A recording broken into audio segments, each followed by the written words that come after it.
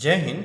आज इस वीडियो में हम लोग जानेंगे पास्ट परफेक्ट टेंस के बारे में, जो कि बेसिकली उसका अंत होता है चुका था, चुकी थी या फिर चुके थे से, या फिर याद था, ई थी, या फिर लोकल भाषा में हम लोग ए थे बोलते हैं, गया था, गई थी, गए थे।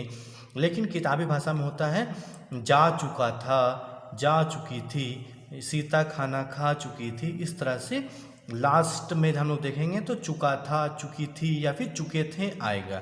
तो जहाँ पे भी इस तरह का वर्ड आता है तो हम लोग समझ जाएंगे कि वो पास्ट परफेक्ट टेंस का वो वाक्य है। जैसे कि आप एग्जांपल नंबर 1 यहाँ पे देखिएगा कि मैं खाना खा चुका था। खाना खाने का काम जो है हो चुका था, पिछले किसी दिन का बात हम कर रहे थे, यहाँ पे कर रहे हैं।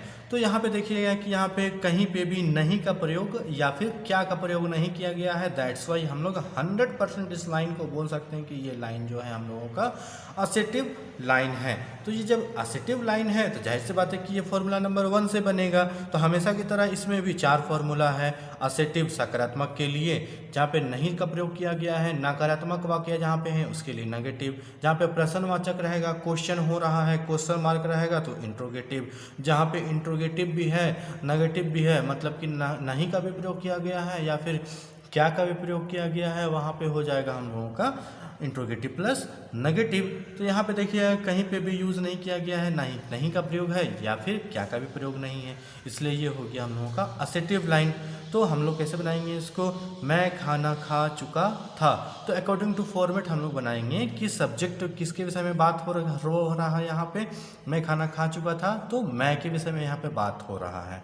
तो मैं की जगह में हम लोग लिख देंगे, इंग्लिश में बोलेंगे आई, उसके बाद फिर फॉर्मूला में लिखा हुआ है हैड, तो यहाँ पे हैड लिख देंगे। उसके बाद फिर यहाँ पे हम लोग भर्ब, तो भर्ब हो गया, इसमें हम लोग देखेंगे तो खाना भर्ब हो गया। तो खाना को हम लोग इंग्लिश में बोलते हैं इट, लेकिन भर्ब 3 में बोलते हैं इटेन, इटेन बोलते हैं भर्ब 3 में। तो हो जाएगा आई हैव इटेन, खाना भोजन को जैसे बोलते हैं फूड, तो हो जाएगा आई हैव इटेन फूड। उसी प्रकार जब नकारात्मक लाइन बोलेंगे हम लोग कि मैं खाना नहीं खा चुका था, तो जब यहाँ पे नहीं का प्रयोग किया गया है तो ये हम लोग हमेशा बोलेंगे इसको नेगेटिव है। जब नेगेटिव जब क्लियर हो जाएगा कि ये नेगेटिव लाइन है तो हम लोग फॉर्मूला नंबर 2 से बनाएंगे। तो हो जाएगा यहाँ पे सब्जेक्ट के साथ हैड है, उसके बाद फिर नॉट है, भर्ब 3, उसके बाद फिर ऑब्जेक्ट है। तो हो जाएगा यहाँ पे I had not eaten food. उसी प्रकार जब हम लोग देखेंगे तीसरा लाइन क्वेश्चन मार्क वाला कि क्या मैं खाना नहीं खा चुका था, क्या मैं खाना नहीं खा चुका था, तो उसका हो जाएगा जब इंट्रोगेटिव लाइन है। तो इंट्रोगेटिव लाइन है तो हम लोग फॉर्मूला नंबर 2 से तो नहीं बनाएंगे, ना ही फॉर्मूला नंबर 1 से बनाएंगे। हम लोग हमेशा बनाएंगे इंट्रोगेटिव को इंट्रोगेटिव वाला लाइन से बनाएंगे, दैट मीन्स फॉर्मूला नंबर 3 से बनाएंगे। तो उसका हो जाएगा सबसे पहले हैड है, किसके विषय में बात हो रहा है, भर्ब क्या है, तो हो जाएगा उसका फिर ऑब्जेक्ट क्या हो गया, तो फूड हो गया। तो हो जाएगा हम लोगों का कि हैड आई ईटेन फूड, उसके बाद फिर यहाँ पे क्वेश्चन मार्क लग जाएगा। उसी प्रकार जब हम लोग देखेंगे कि इंट्रोगेटिव प्लस नेगेटिव का क्वेश्चन कैसा होता है, तो यहाँ पे क्या और नहीं दोनों का प्रयोग यहाँ पे देखिएगा, यहाँ पे होता होगा कि क्या मैं खाना नहीं खा चुका था। तो यहाँ पे देखिए नहीं का भी प्रयोग हुआ है, क्या का भी प्रयोग किया है, इसलिए हम लोग इस लाइन को बोल सकते हैं इंट्रोगेटिव प्लस नेगेटिव।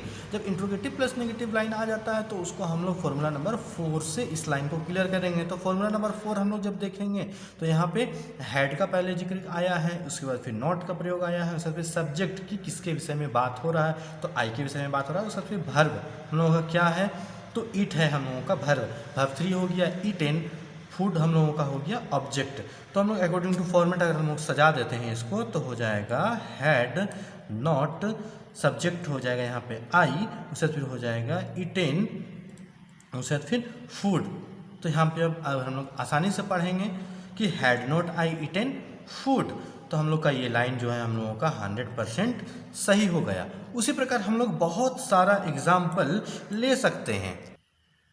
तो यहाँ पे देखिएगा कि अदर एग्जाम्पल में कि वह स्कूल जा चुका था, तो यहाँ पे चुका था आया, तो जाहिर सी बात है कि ये present perfect tense, past perfect tense में ही आएगा, चुका था।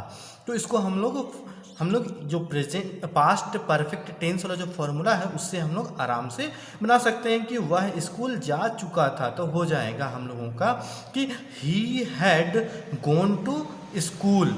उसी प्रकार जब हम लोग नेगेटिव बनाएंगे तो नेगेटिव वाला फॉर्मूला से बनाएंगे कि he had not gone to school, तो फिर हो जाएगा had he gone to school, had not he gone to school. उसी प्रकार कि मैं वांट का फॉर्मूला पढ़ चुका था, तो उसको हम लोग जैसे कि हम लोग वांट का फॉर्मूला तो पढ़ चुके हैं, तो हम लोग किसी को अगर बताना रहेगा कि वो बोलेगा हमको पढ़ना है, तो आप लोग कैसे बोलिए कि मैं वांट का फॉर्मूला पढ़ चुका था। तो इसको हम लोग कैसे बोलेंगे, असेटिव लाइन है, तो हो जाएगा I had read formula of want या फिर वांट फॉर्मूला, ऐसा करके आप बोल सकते हैं। उससे फिर नेगेटिव में बोलिए कि मैं वांट का फॉर्मूला नहीं पढ़ चुका था, तो उसमें हो जाएगा I had not red formula of want. उससे फिर हो जाएगा मेरे पिताजी पार्टी में जा चुके थे। तो जाना को वर्ब 1 में बोलते हैं गो, वर्ब 2 में बोलते हैं वेंट और वर्ब 3 में बोलते हैं गॉन। उसका फिर हो जाएगा, जब ये असेटिव लाइन है तो असेटिव वाला फॉर्मूला से बनाएंगे कि मैं पिताजी मेरे पिताजी, सॉरी यहाँ पे मैं लिख दिए, यहाँ पे मेरे होगा, मेरे पिताजी पार्टी में जा चुके थे, तो हो जाएगा my father had gone in party. Party एक डेस्टिनेशन, जगह का नाम नहीं है, जगह का नाम नहीं है, वो आयोजन जो किया जाता है वो आयोजन स्थल हो सकता है, परमानेंटली वो जगह उसको हम डिक्लेयर नहीं कर सकते हैं। जैसे मैरिज, जैसे बैंक्वेट हॉल किसी का जहाँ परमानेंट एड्रेस है तो हम लोग वो के साथ हम लोग टू लगाएंगे, लेकिन यहाँ पे पार्टी है, पार्टी है यहाँ पे, वो कुछ दिन देर के बाद वो ख़त्म हो जाएगा वो चीज़। अगर जहाँ पे लिखा हो रहा है कि मेरे पिताजी युवराज होटल में जा चुके हैं, जो जा चुके थे, तो यहाँ पर हो जाएगा my father had gone to hotel Yuvraj. उसी प्रकार यहाँ पे लिखा हुआ है सिर्फ पार्टी में जा चुके थे, तो पार्टी थोड़ा देर के बाद ख़त्म हो जाएगा, इसलिए डेस्टिनेशन उसका फिक्स नहीं है, तो हो जाएगा my father had gone in party. उम्मीद करते हैं ये मेरा वीडियो बहुत ही आपको अच्छा लगा होगा, क्योंकि मैं बहुत ही आसान भाषा में समझाया हूँ। अगर आपको नहीं समझ में आया होगा तो मेरी वीडियो को आप फिर से देखिए, और फिर भी नहीं समझ में आता तो मेरे YouTube चैनल के जो कमेंट बॉक्स है उसमें कमेंट करके मेरे से कोई भी सवाल आप पूछ सकते हैं। उम्मीद करते हैं कि हम लोग 2 से 3 घंटा के अंदर में आपका जो क्वेश्चन है उसका हम लोग आंसर देंगे। धन्यवाद।